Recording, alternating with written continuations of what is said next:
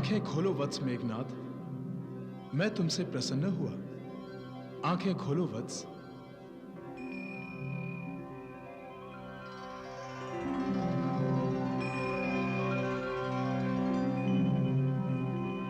आप महादेव, आप? तुम मेरे भक्त हो, और जब कोई भक्त मुझे सच्चे मन से स्मरण करता है तो मैं उसे दर्शन अवश्य देता हूं।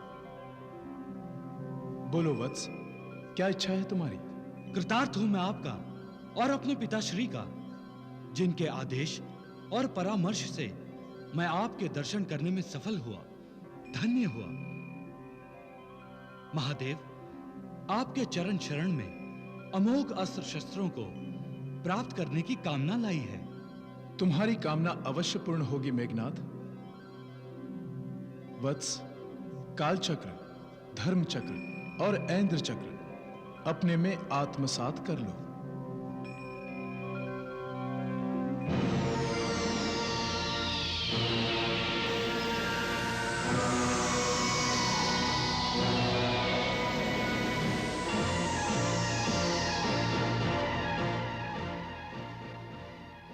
लो कालपाश और वरुण पाश भी लो।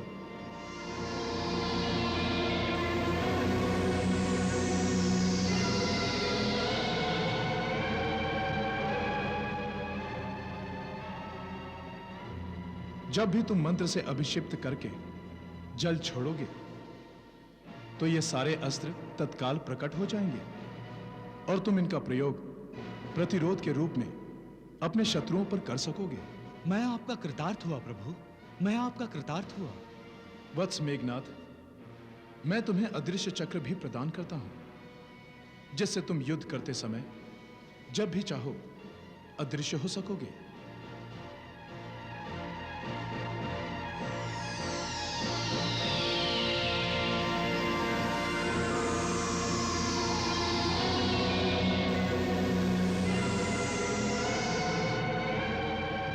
ये दो गदाएं भी हैं जो समय अनुसार सहस्र गदाओं के रूप में प्रकट हो सकती हैं।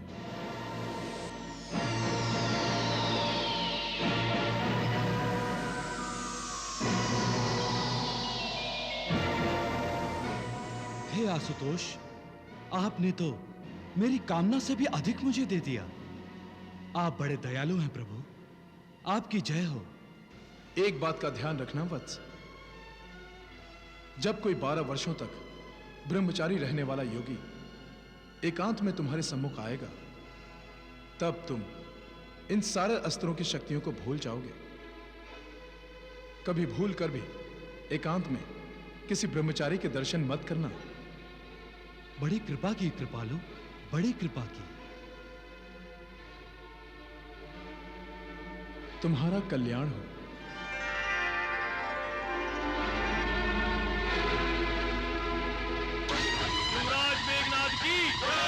गजानन पुत्र मेघनाद की जय, युवराज मेघनाद की जय, गजानन पुत्र मेघनाद की जय, युवराज मेघनाद की जय। आओ पुत्र आओ। प्रणाम पिताश्री। इंद्रजीत बनो पुत्र। पिताश्री, मैंने महादेव को प्रसन्न कर लिया। उन्होंने प्रसन्न होकर मुझे अमोघ शस्त्र प्रदान किए हैं। मैं अपराजेय हो गया हूं, अपराजेय। मैं प्रसन्न हुआ पुत्र, मैं प्रसन्न हुआ। पिताश्री, मैं महादेव द्वारा दी गई शक्तियों का प्रयोग करना चाहता हूं। अवश्य करो पुत्र, अवश्य। परंतु किस पर करोगे? देवलोक पर आक्रमण करके पिताश्री।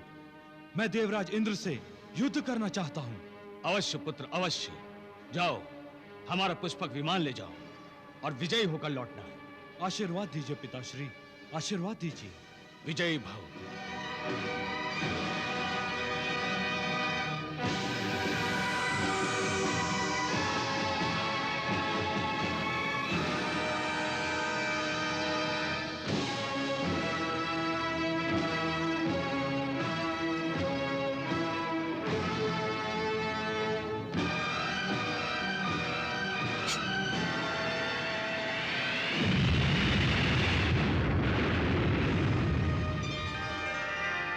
देवेंद्र, मैं तुम्हें युद्ध के लिए ललकारता हूं। यदि तुम कायर नहीं हो तो आकर मुझसे युद्ध करो। मेघनाद, युद्ध की इच्छा उचित नहीं है। तुम्हारी महत्वाकांक्षा तुम्हारे साथ साथ तुम्हारे अपनों का भी विनाश कर देगी। देवेंद्र, मैं तीनों लोगों को दिखा देना चाहता हूं कि मैं अजय हूं। तुम भी अपने आप को अजय समझते हो ना? आज मैं तुम्हें पराजित करके त्रिलोक को अपनी शक्ति का साक्षात्कार कराना चाहता हूं। सावधान!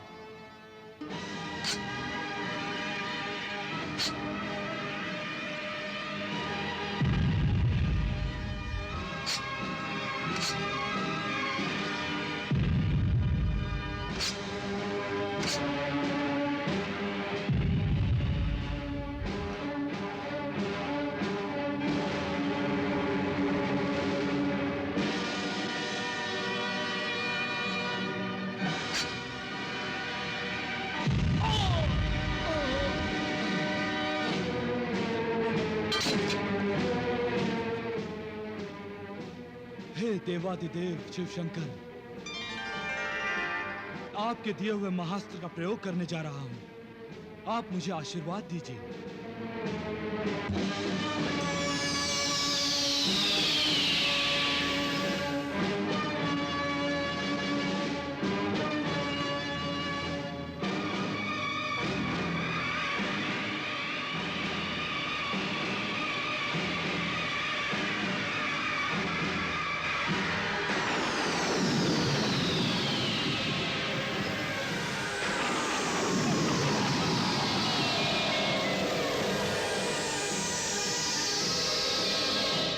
नारायण नारायण, देखिए विधाता, देखिए, मेघनाद ने देवेंद्र को बंदी बना लिया। देवेंद्र, चलो, मैं तुम्हें लंका ले चलता हूं। रुक जाओ मेघनाद। वत्स, तुम्हारी क्षमता से मैं अत्यंत प्रसन्न हूं। तीनों लोकों पर अब तुम्हारा आधिपत्य हो चुका है। इंद्र पर विजय प्राप्त करके तुम इंद्रजीत हो गए हो। अब से तुम इंद्रजीत के नाम से विख्यात हो गए। तुमने अपनी अपराजिता सिद्ध कर दी है वत्स। अब तुम इंद्र को मुक्त कर दो।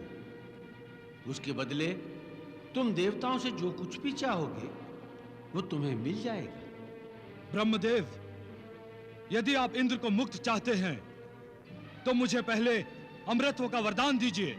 यह संभव नहीं है वत्स। पृथ्वी पर उत्पन्न होने वाले हर प्राणी की मृत्यु अवश्यंभावी है। तुम कुछ और मांगो वत्स। तो फिर मुझे यह वरदान दीजिए कि जब मैं शत्रु का सामना करने जाऊं और अग्नि को मंत्र के साथ हवि की आहुति दूं, तो अग्निकुंड से घोड़ों से जुता हुआ रथ प्रकट हो। जब तक मैं उस रथ पर बैठकर युद्ध करूं, मैं किसी के भी हाथों मारा न जाऊं। तथास्तु।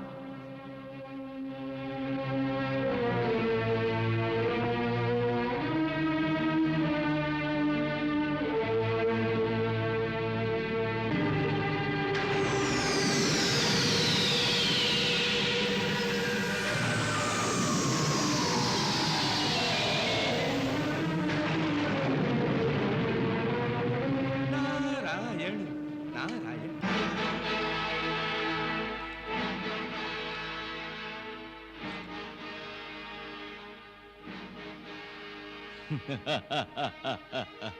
क्यों शनि, कैसा आनंद आ रहा है? तुम मेरा आनंद पूछने नहीं आए हो रावण। तुम अवश्य ही अपना आनंद जताने आए हो।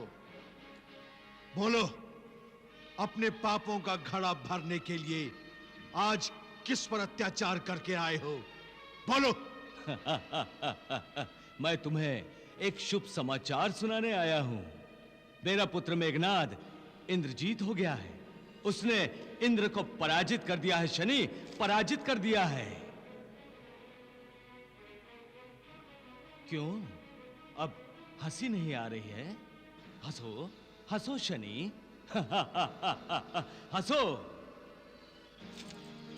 अब संपूर्ण त्रिलोक पर मेरा अंकुश है, मेरा। यदि मैं चाहूं तो अपनी क्रोधाग्नि से संपूर्ण त्रिलोक को भस्म कर सकता हूं, भस्म। अब तेरी लंका जलने का समय आ गया है रावण। मूर्ख शनि, अब भी तो रावण की शक्तियों को नहीं पहचानता। इंद्रजीत, मेघनाद और अनुज कुंभकर्ण की शक्ति और सामर्थ्य को पहचान और अपने भविष्य के बारे में सोच। ये काल कोठरी ही तुम्हारा निवास स्थान है और यहां घुटते रहना ही तुम्हारा भविष्य है।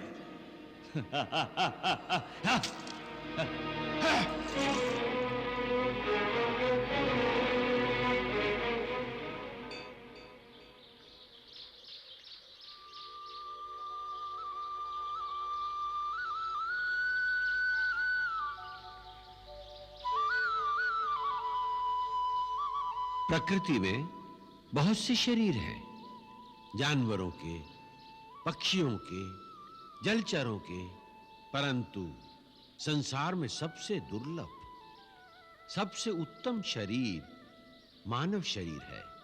क्योंकि जो आध्यात्मिक शक्तियां मानव शरीर में हैं, वो किसी दूसरे शरीर में नहीं। शरीर में जाति, रंग अथवा रक्त भिन्नता नहीं देखी जाती। हर मनुष्य शरीर में आध्यात्मिक और मानसिक शक्ति का भंडार होता है। इसलिए हर मानव शरीर को मुक्ति का द्वार कहा जाता है। शरीर के मुख्य केंद्रों में निरंतर इस शक्ति का स्पंदन होता रहता है। जब तक उस शक्ति को जगाकर अपने वश में न किया जाए, तब तक शक्ति का कोई लाभ नहीं। वो शक्ति मनुष्य के लिए वैसी ही है जैसे किसी कंजूस के घर में भंडार भरे हो और वो भूखा बैठा रहे।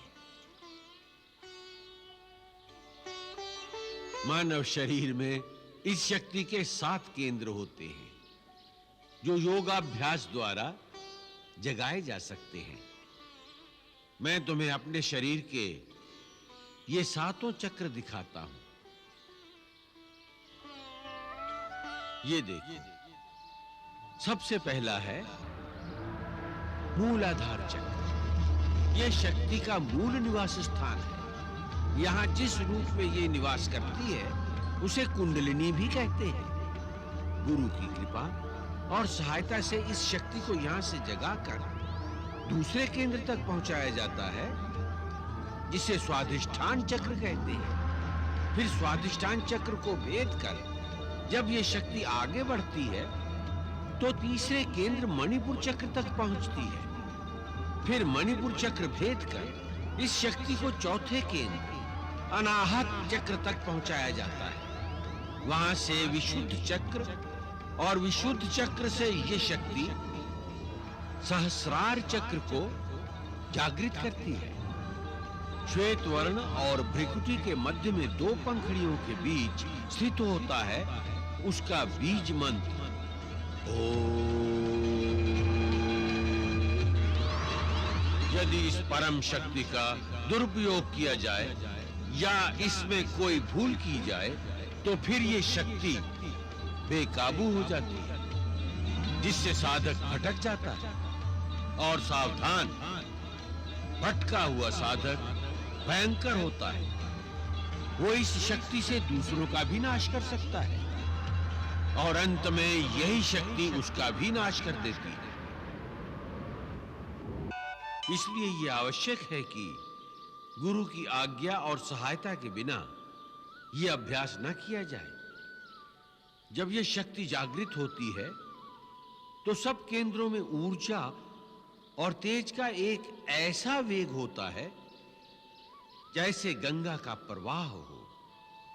उसका तेज कई सूर्यों की तरह प्रकाशमान होता है।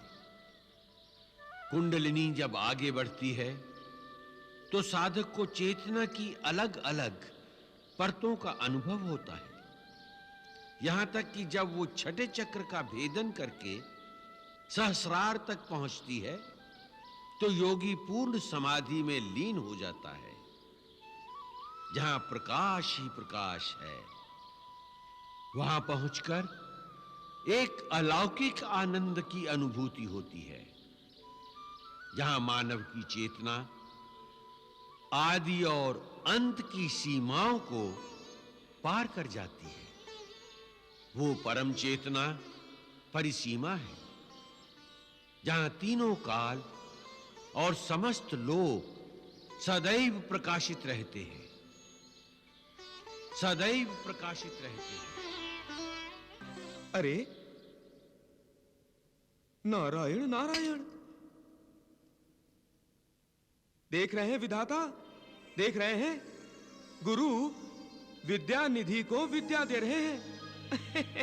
योगेश्वर को योग सिखाया जा रहा है। क्या महर्षि वशिष्ठ नहीं जानते कि राम परब्रह्म के अवतार हैं? वत्स, ब्रह्म ऋषि वशिष्ठ सर्वज्ञ हैं। तो फिर पर ब्रह्म को साधारण बालकों की भांति क्यों पढ़ाया जा रहा है? पुत्र, यह मर्यादा है। राम इस समय मानव योनि में है, अतः राम को राम के मूल रूप का ज्ञान देना आवश्यक है।